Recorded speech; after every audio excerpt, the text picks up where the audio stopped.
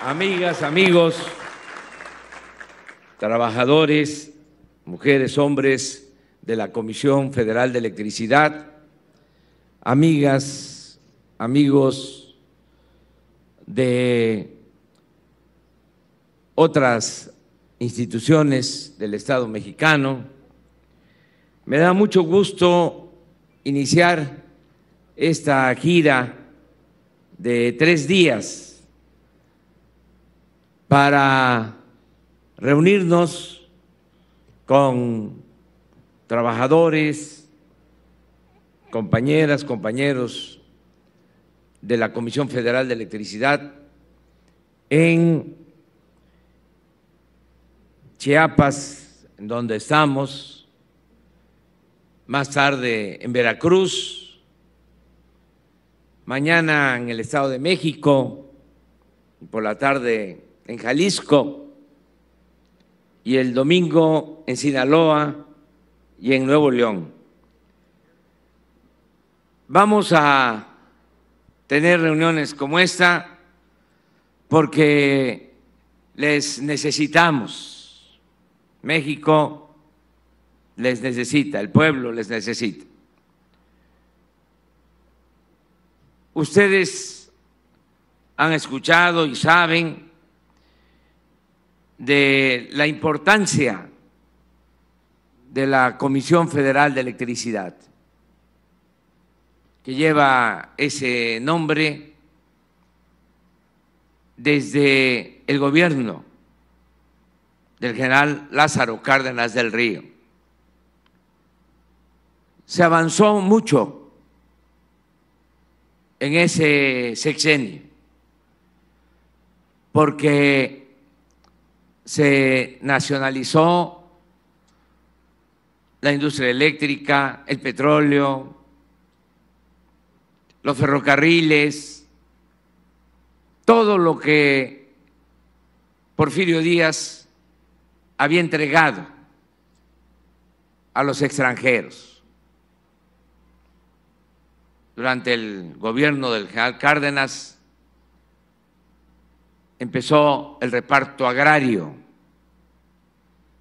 Se entregaron en ese entonces 18 millones de hectáreas a 1 millón de familias campesinas. Luego de ese sexenio se fue deteniendo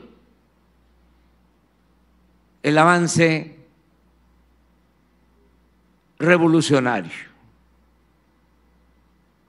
y fueron moderándose las políticas en beneficio de nuestro pueblo. Y así se dio pie para que se empezaran a privatizar de nuevo ciertas empresas públicas y se entregaran los servicios públicos a empresas particulares. Se intentó con el petróleo desde entonces, porque se otorgaron concesiones después de la expropiación petrolera. Se pactaron acuerdos con empresas extranjeras, eran llamadas empresas mixtas de utilidad compartida, sociedades de riesgo, donde se concesionaba una buena parte del territorio donde había petróleo, tanto en tierra como en aguas someras, y se buscaba que una vez que se extrayera el petróleo, el hidrocarburo, las utilidades se compartían entre los particulares y el Estado. Se entregaron estos contratos durante el gobierno del presidente Miguel Alemán.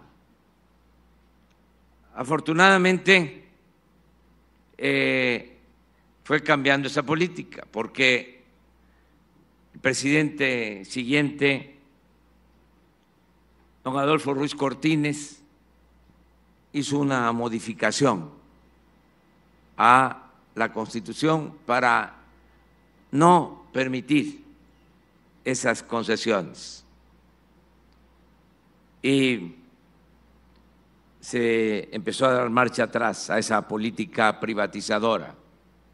Luego, con el presidente Adolfo López Mateos, se vuelve a hacer otra reforma y ya se establece en el artículo 27 que el petróleo era propiedad de la nación y que no se iban a otorgar ni concesiones ni contratos.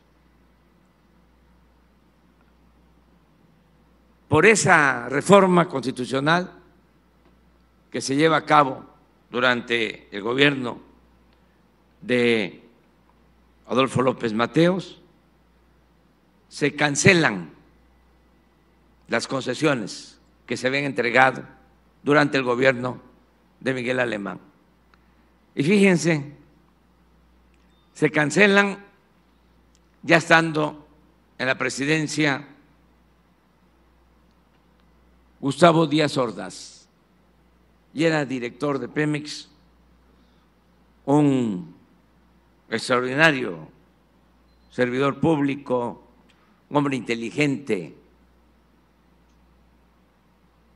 Jesús Reyes Heroles.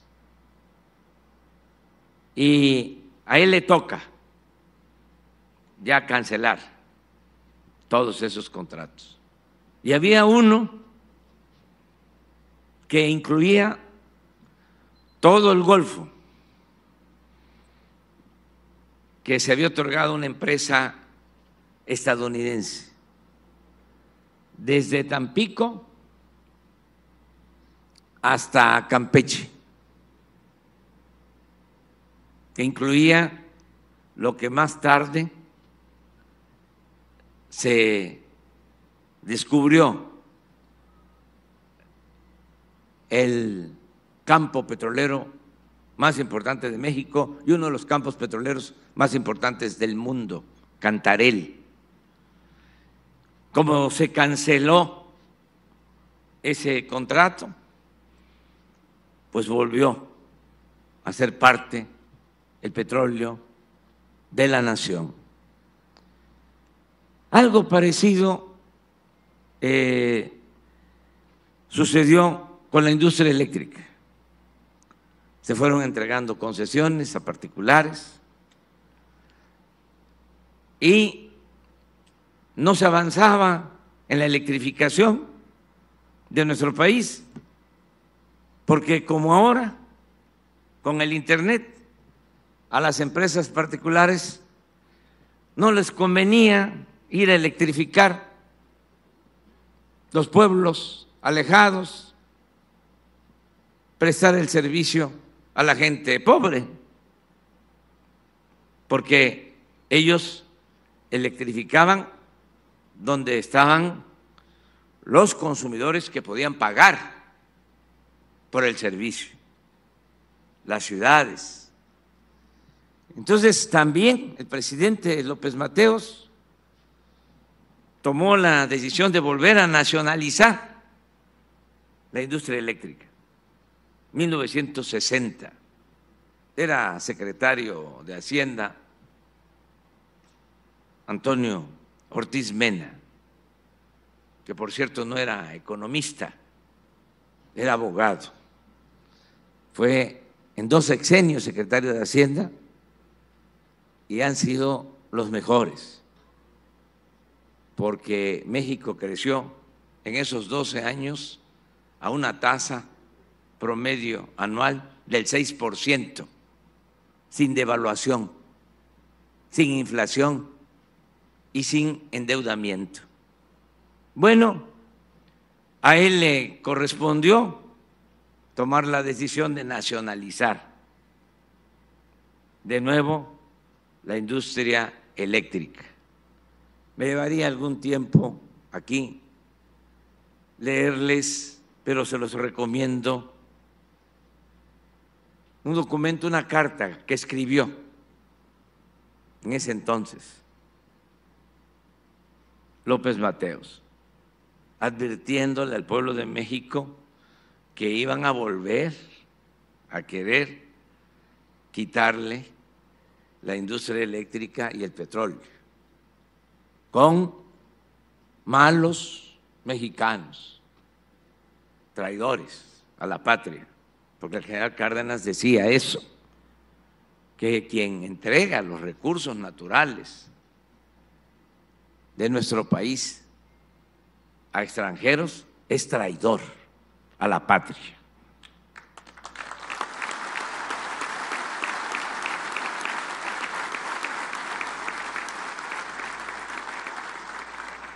Uno de los argumentos por los que se nacionaliza en 1960 de nuevo la industria eléctrica lo expresa el presidente y también el secretario de Hacienda, Antonio Ortiz Mena. Les dice a los dueños de las empresas: les vamos a pagar las indemnizaciones. ¿Por qué se va a nacionalizar la industria eléctrica? Porque si no, México no se va a electrificar. A ustedes nunca les va a parecer negocio ir a electrificar un pueblo apartado. ¿Y de dónde va a sacar la gente para llevar los postes y poner las líneas de transmisión y garantizar el servicio de energía eléctrica si hay tanta necesidad, si hay tanta pobreza?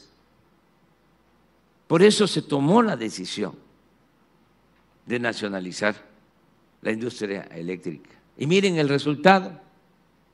Actualmente el 99.6% de la población de México tiene el servicio de luz. Los pueblos están electrificados.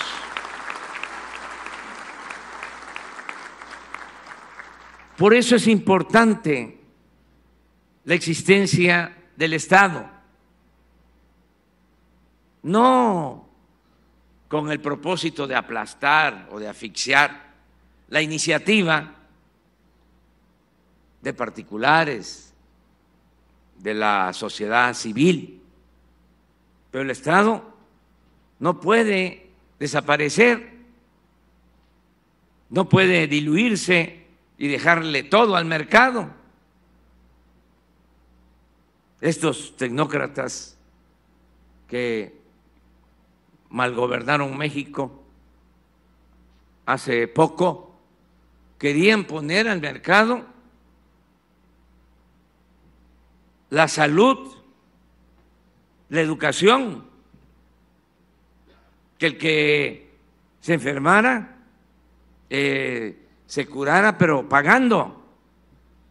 Y lo mismo para poder estudiar, sobre todo para ingresar a una universidad.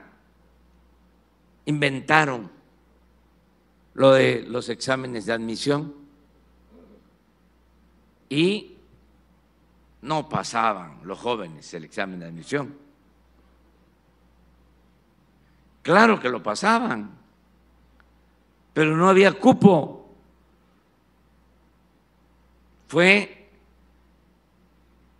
un pretexto que utilizaron para rechazar a los jóvenes que querían ingresar a las universidades, pensando que así se abría el mercado para las escuelas privadas. Y sí, creció la matrícula de las universidades privadas, pero llegó hasta un límite, porque ¿de dónde va a sacar una familia de campesinos, de obreros, para mandar a sus hijos a estudiar a una universidad privada? ¿De dónde va a sacar para pagar la colegiatura? Hacían 125 preguntas y decían los rectores o los directivos de educación, pues nada más tenemos espacio para 100 y nos están solicitando 2,000 ingresos. Pues ¿cómo le hacemos? Pues entran los 100 que contesten bien, acertadamente, las 125 preguntas. El que contesta bien 124 no va a entrar. Entonces, no es que no pasaran el examen, es que no había espacio, no había cupo. Y se quedaban 1,950 sin poder ingresar a las universidades. Ahora estamos sufriendo por eso. Saben que esa política nos llevó a que no tenemos los médicos que necesita el país. Increíble. No tenemos los médicos y mucho menos los especialistas. Imagínense cuánta irresponsabilidad, todo el atraso que ocasionaron por esa política privatizadora.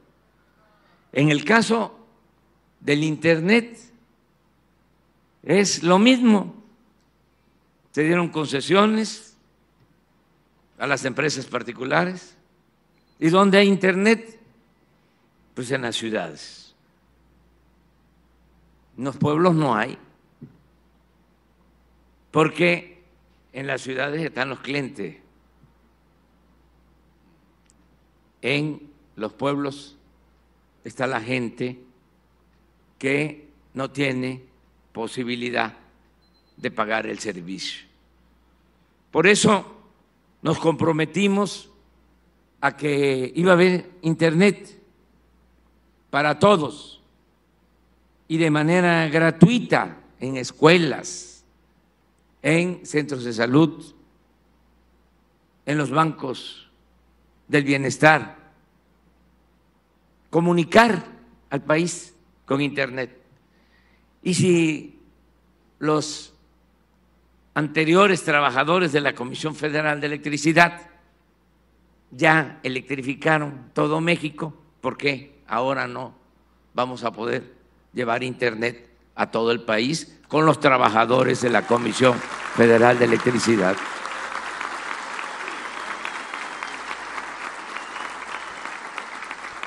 Les explico esto porque no es una relación así obrero-patronal. No, la Comisión Federal de Electricidad es una empresa pública que tiene como propósito servirle al pueblo de México. No tiene afanes de lucro, no es Iberdrola. Estos tecnócratas corruptos modificaron las leyes para darle el mismo tratamiento a Iberdrola que a la Comisión Federal de Electricidad. Por eso andan ahora enojados, porque llevamos a cabo una reforma a la ley eléctrica para darle el lugar que tiene, que merece la Comisión Federal de Electricidad.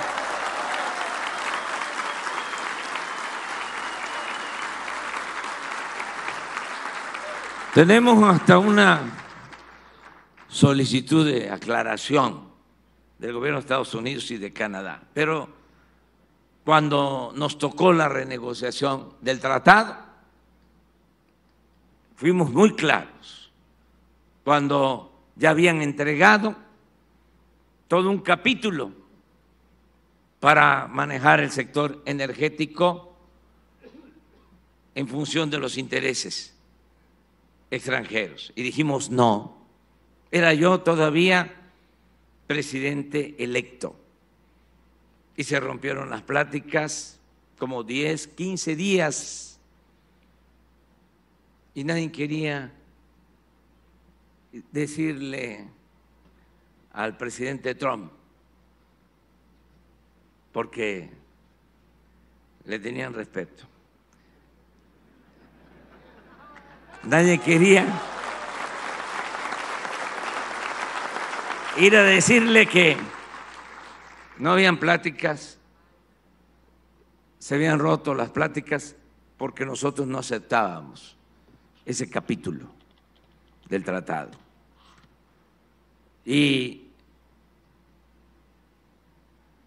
fueron a decirle al presidente Trump y dijo, ¿y qué es entonces lo que propone el presidente electo de México? Pues lo que propone es lo que está en la Constitución, que el sector energético es propiedad de la nación y no está sujeto a ninguna negociación, es de los mexicanos, es de la nación.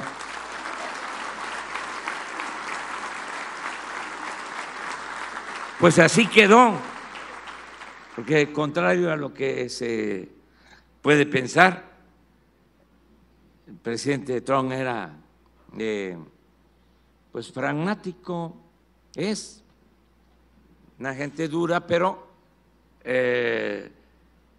se podía llegar a acuerdos con él, como lo hicimos y como lo estamos haciendo con el presidente Biden, que también es muy respetuoso de nuestra soberanía.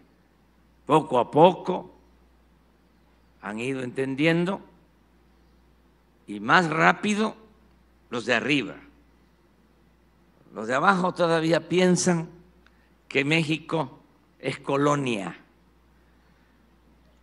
que es un protectorado, que es un Estado asociado. No, México es un país libre, independiente, soberano.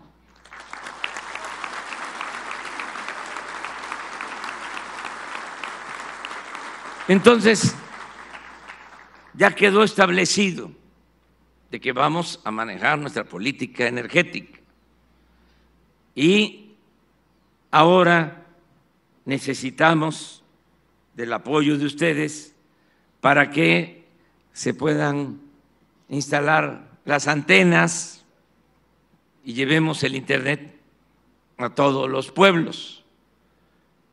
Esa va a ser una gran contribución de ustedes, porque imagínense llevar el Internet a un pueblo apartado, marginado, significa que las niñas, los niños puedan tener acceso a información muy valiosa para sus estudios, información valiosa para la salud. Es una revolución el que se cuente con Internet, que se cuente con telefonía celular. Sale uno de Tuxtla y se aparta uno un poco y ya no hay señal. Hay que andar subiéndose a las lomas, a los cerros, para lograr hablar, para recibir la ansiada señal. No, tenemos que comunicar a todo el país. Es un desafío, pero podemos hacerlo. Tenemos lo mero principal, les tenemos a ustedes, los trabajadores, lo que aquí dijo el director de la Comisión Federal de Electricidad, Manuel Bartlett. Siempre les pongo de ejemplo, porque cuando padecemos de un huracán, a la semana, y esto no pasa en otros lugares del mundo. A la semana ya se restableció el servicio por ustedes.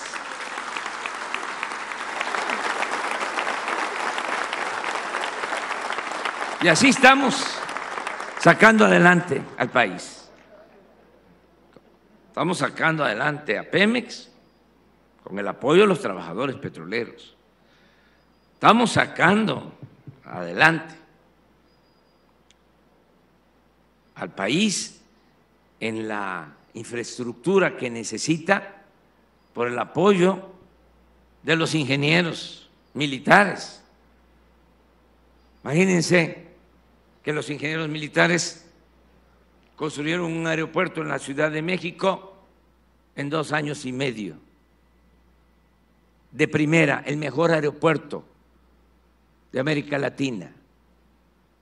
Si hubiésemos continuado con el aeropuerto de Texcoco, que era un barril sin fondo, que lo estaban impulsando porque querían hacer negocios inmobiliarios, se estaba estimando un presupuesto de 300,000 millones de pesos. El aeropuerto Felipe Ángeles de la Ciudad de México, que hicieron los ingenieros militares, 75,000 millones de pesos. Pagamos 100,000 a las empresas que ya tenían contrato y nos quedaron 100,000 millones de pesos de ahorro, casi la mitad de lo que nos va a costar el Tren Maya. Por eso estamos avanzando.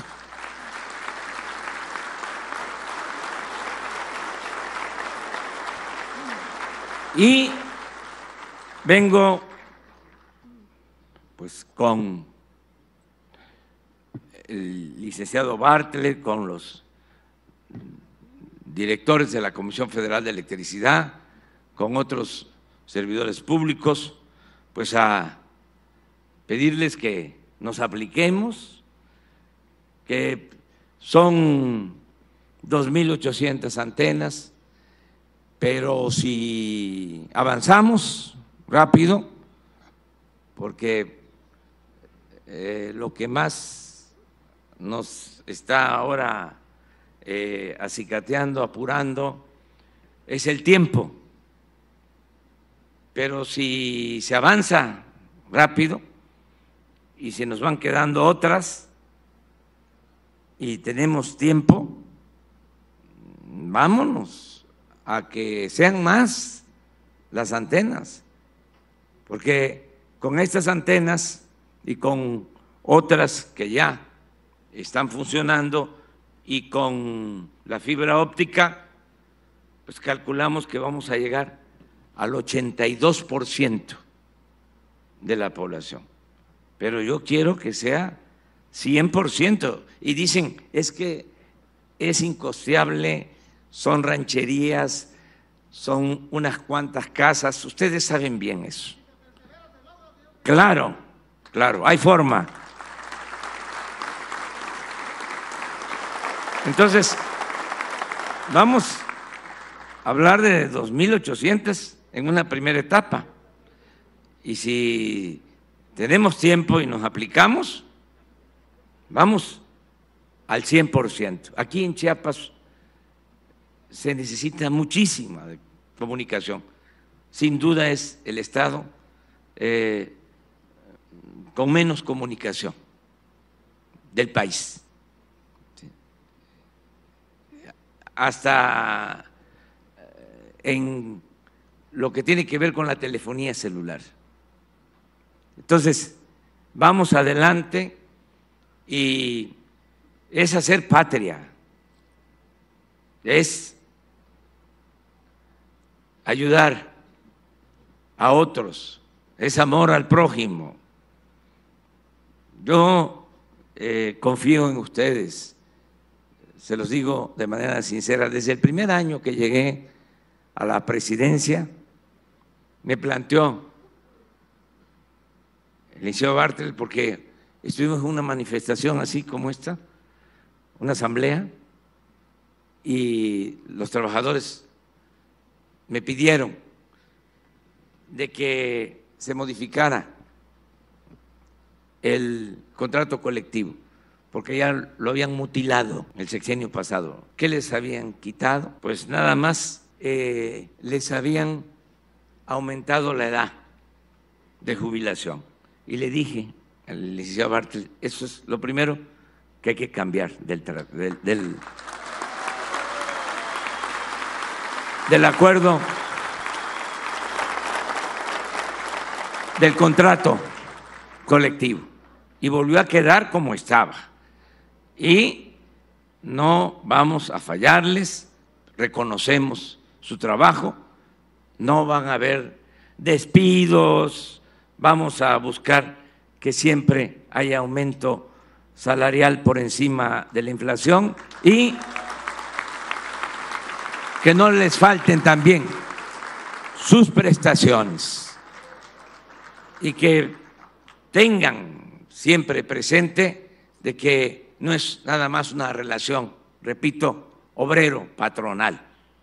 Nosotros no somos patrones, nosotros, como decía Morelos, somos siervos de la nación. Muchas gracias, amigas y amigos.